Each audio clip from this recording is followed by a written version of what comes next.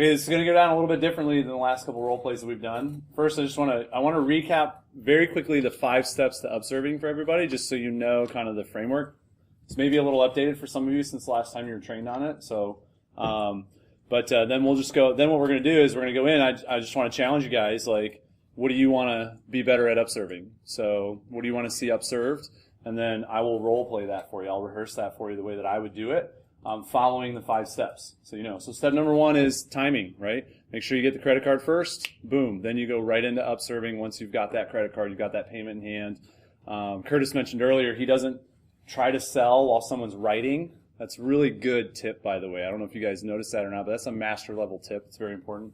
Step number 2 is interest phrasing. That's the, hey, just so you know, the more you spend, the more you save. The more you get, the more you save. Just so you know, the more you get, the better deal I can do for you, whatever. That's interest phrasing. What it does, it re-engages the client so that you re-pique their interest, right? You re-pique their interest in the selling process again. You have to, they think they're done, now you have to re-engage them to get them more interested in the sales process again, okay? And then you go into leading questions. That's step number 3, leading questions. You start to throw out questions for people, right, that would identify for you other interests that they may have. It's going basically back into the solving process of trying to uncover needs that they may not be thinking about and bring those needs top of mind for them. And you do that by basically asking leading questions that if they say yes to, that means there's some interest or there's some need there because there's strategic questions that you're using to bring new things up. After that, step number 4 is you just go through that closing process again. Once you find something that there's interest in, then you get in and you price position it, create some urgency around it, and close the deal on it. It's that simple, right? You fill that need. The great thing about closing process in the Upserving process, or the Upserving strategy, is that closing is a lot easier because you've already been through the difficult closing steps with them, right? There's already trust. They've already given you their money. They're already buying from you. They're clients now at this point. Now it's just about having fun. Hey, can I find some other challenge or struggle that you're dealing with or some other need that you have? Provide you with a solution for that, and then give you a great deal on that. In fact, bundle those deals together so that you feel like your value is increasing and increasing and increasing the more that you buy, and it becomes this fun, playful experience for the client where ultimately what you're doing is serving the ultimate goal of Upserving, which is to add as much value as possible, right? Add more value, maximize the value of the customer experience. And then the 5th rule, or the 5th step in it is really just remembering the 3 rules, right? Really disciplining yourself to the highest levels, that you are like of practicing this with every single client, right? The 3 rules. Number 1, always offer to everyone who buys from you. Always make an Upserve offer. Create that discipline, and you'll be amazed at your results. Rule number 2: anybody that takes an offer from you, always offer again. Right? Those people are saying, I like better deals. And so when you get that better deal to them and they take advantage of it, have the confidence to go full force and find as many deals you can add on as possible. And number 3, remember that they'll tell you when they're done. So the 3rd rule is that anybody who's taking offers from you, allow them, don't make the decision that they don't have any more money to spend or that's enough, that you've shown them enough.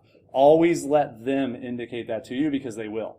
That's how you get the 4, 5, 6, 7 plus $1,000 packages with your clients, is by just, once they've taken an offer, give them another one, give them another one, give them another one, keep giving them to them until they go, okay, that's it. We'll take that, but we're done. Don't show us anything else. That's when you have clients doing that with you and Upserving, that's when you know you're doing a really great job at it. Cool? All right, so what do you guys want to Upserve? Pato. Well, first thing, I think you saw the major problem, which is Curtis, don't try to sell when you're writing. So I've had a big problem piquing interest. I think that may have been it. Mm-hmm. Show me Upserving gadgets. Gadgets. And not like Peeler, like digital, like a package. A package of gadgets. Yes. Okay, awesome. Great. I love this. So, okay. So Pato, you just bought something from me. Yeah. Credit card. Okay, great. You just filled out your order form. I'm taking it back from you. All right, awesome. Hey, Pato, just so you know, the more you spend, the more you save. So can I ask you a quick question? All right, awesome. Do you have like vegetable peeler, ice cream scoop, like all these kinds of gadgets and stuff in your drawer at home? Okay. Have you ever noticed how do you have the same drawer as most people where they have like multiple can openers and multiple peelers? Like you keep buying the stuff over and over and over again, hoping that what you just bought is going to be the last one you ever have to buy, only to find out like months later that it's just like everything else where it's worn out or you don't really like it that much? Okay, cool. So I want to show you why the Cutco gadgets are something that people really, really appreciate investing in, because here's what's great. All of our gadgets are made best in class, just like all of our knives. They have the same warranty as everything else. There's a ton of research and development that goes into our designs. And we believe that your gadgets should be just like your knives, where you're able to buy them once, always love them and appreciate them because of the quality, and have them the rest of your lives, so that you can like eliminate the drawer full of gadgets. So do you ever use a can opener? Okay, do you know how with can openers, like they go dull, they go rusty, they're usually uncomfortable, hard to use? Check this one out. I'm going to hand you the can opener. I'm going to let you get a feel for that. Now I'm going to go through the features and benefits of the can opener and sell the can opener to you, and then immediately go to, so wouldn't that be awesome to have in your kitchen? I mean, imagine what it would be like if you never had to buy a can opener for the rest of your life, because this one did everything you needed it to do for the rest of your life. How would that feel? Pretty awesome, right? Here's the great thing. All of our gadgets are going to be like that. This will be the last peeler you ever have to buy, the last pizza cutter you have to buy, the last ice cream scoop you ever have to buy, the last can opener you ever have to buy, the last wine opener you ever have to buy. Let me ask you this. If you added this on, is there anything here that you don't think you'd use? Okay, cool. What's great is you can customize these packages, but you just don't drink wine, or? Oh, okay. Do you know anybody who does that this would make a great gift for? Okay, perfect. So we should just take that off. Do you want me to go ahead and show you what the pricing would be if you added this on? Sure. Okay, great. And now what I'm going to do is I'm going to go right into these 5 gadgets right here would normally cost this much. Okay? They're like this much worth of stuff. If you bought them through Cutco online, they're going to be this much. But here's the great thing. Since you're doing this set right here, if you want to go ahead and add those on right now, I can go ahead and discount the gadgets for only this. Right? So. Okay, good. That's part. Just what I just learned, like, I've been having trouble piquing interest long enough in Upserving, and just taking the time to build the value like you did. I think just slowing it down a little bit, really get them excited about it rather than just, hey, we have this awesome can opener. I mean, I was rushing through it. Yeah. And then secondly, I like what you did, sort of what Jason does on the Ultimate grade is, so this can opener, you sell the crap out of the can opener, and the peeler's the same way, and the ice cream is the same way. So you get them, sweet, and then you do spend time on each other one, but it's just continue that enthusiasm like Jason did on the... Yeah, if you want to sell them individually, then you have to have your names and uses. You have to know how to engage their struggles and their challenges with each individual one, and then explain how this solves the problem with each individual one. But if you want to sell them as a package, all you have to do is get them interested in one. And I love the can opener because it's the one thing everybody struggles with, right? I mean, everybody. I don't know hardly anybody that has a can opener that they freaking love, unless you're struggling against like one of the top competitors out there, but you can easily position against those. So, and then once you get them engaged in that one thing, then you just spread that love and enjoyment and that confidence and credibility and trust to all of the other ones very quickly. Because you've already got the sale, you've already got the trust, and you just make it make sense why all the other ones would have that same level of quality and trust. Then you don't have to go through and explain every single one and connect with every single one. But what Jason talked about, create the need.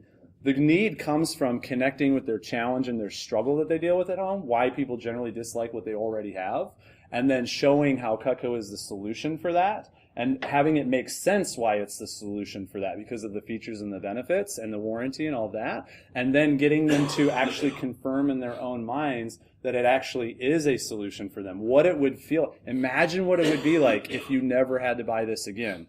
Imagine what it would be like, and then getting them to actually verbalize, how would that feel for you? Like, how would that be for you? And then they go, that'd be freaking awesome. I know exactly. Do you want me to go ahead and show you how much these cost?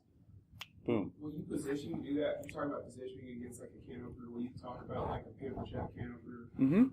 Yeah, so, if somebody goes like, I have this can opener I love, I'll try to find out what brand it is, and I'll be like, you're like, know your competition, right? And then whatever brand they tell you, celebrate that. Oh, that's so cool, I'm so glad you're happy with it. Hey, can I tell you why everybody really loves the Cutco one even more?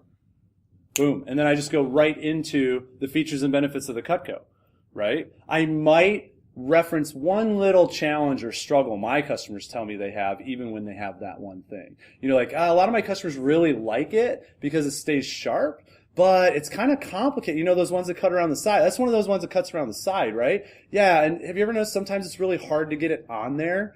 And then they go, oh no, I love it, it's so easy for me. And I go, what about the rest of your family when you're having them open your cans for you? Do they ever struggle with it? Oh, nobody can figure it out. I'm like, well, then you got to get them this one. You can use your one, and they'll use this one. And they're like, oh, that makes sense. And I'm like, I know, right? So, you follow? All right, cool. Roger. So, the audio that we just pretty much listened to, the Brandon Brown one, right? So, at the end, can you kind of go over that in your way and how you would do it, where he presents Upserving in a manner where it's like intriguing, exciting for Christmas? Yeah. Like that. So you're talking about like how do you introduce and observe the idea of doing Christmas gifts? Yep. Right? Okay, great. So I love to connect with people's struggle on this by talking about, hey, do you guys ever have anybody on your list around Christmas time? Like, hey, do you ever buy Christmas gifts? Yeah, for sure. Okay, awesome. Now, so I always got to remind myself to back up to where you just handed me your credit card. Okay? Yeah. So you just handed me your credit card? Great. And you're writing up the order. I'm taking that back from you. Okay, great. Hey, Roger, thank you so much. I'm so excited to be helping you get started with Cutco, man. High five. This is so exciting. Yeah. By the way, just so you know, the more you spend here at the fair, the more you're going to save. So let me ask you a couple quick questions.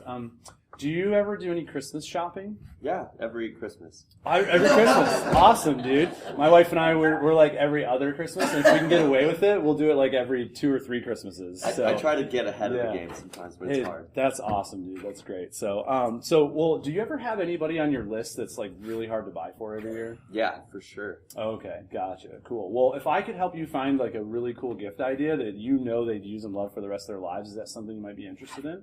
Sure. What do you got? Cool. Let me ask you this. So who are we thinking about right now?